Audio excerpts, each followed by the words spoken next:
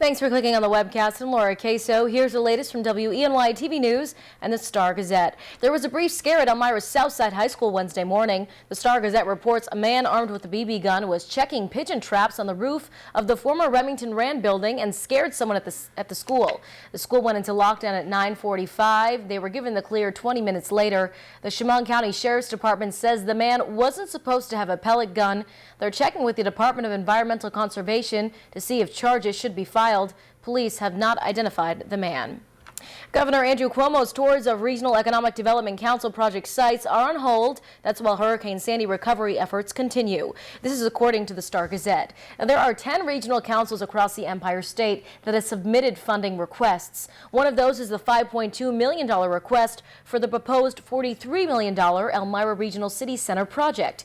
Before Sandy hit, the governor had toured half of the project sites.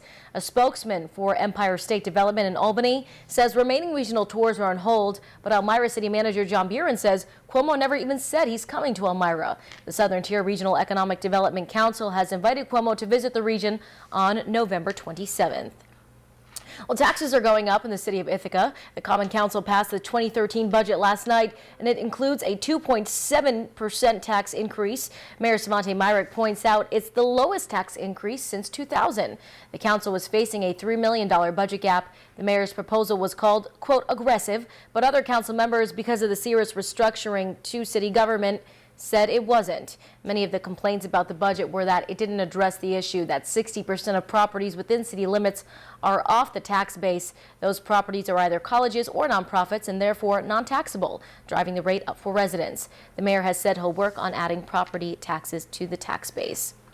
And in a race WENY TV political analyst Jim Twomley thought would be a decisive victory for incumbent Congressman Tom Reed, challenger Nate Shinagawa came with 4 percentage points of representing the new 23rd Congressional District. Reed defeated Shinagawa by 10,000 votes to earn another 2 years representing the Southern Tier. The unofficial tally shows a little more than 126,000 voters for Reed, and about that 48% for Nate Shinagawa. The 11-county congressional district is mostly Republican, with Reed winning all but one. That's Tompkins County, Shinagawa's home. And now here's meteorologist John Hickey with your forecast for the day. John.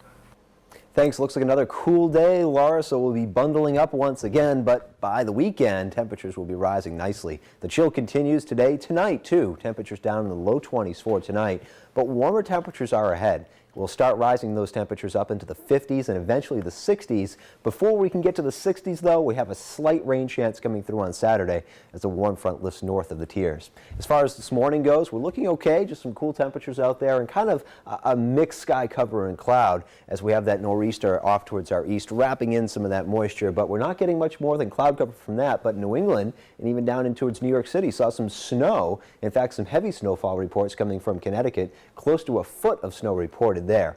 For us today, we're looking at generally increasing amounts of sunshine as we go through your afternoon. Temperatures today staying generally in the low to mid 40s once again. Tonight, with the clearing sky and a cold air mass in place, we'll get those temperatures back into the low 20s. High pressure building in for tomorrow off towards our south, so we'll see a nice warm southerly wind develop. So temperatures tomorrow into the low 50s, mid 50s pretty likely as we look ahead towards your day on Saturday. But as that warm front comes through, we could be clipped by a couple of showers. But once the front is finally north, we'll get those temperatures up into the 60s by the time we look ahead towards Sunday.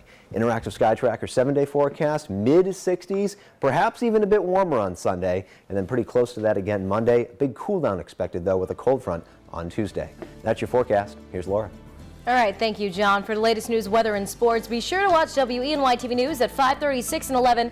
And don't forget to pick up a copy of today's Star-Gazette. I'm Laura Queso. Have a great day.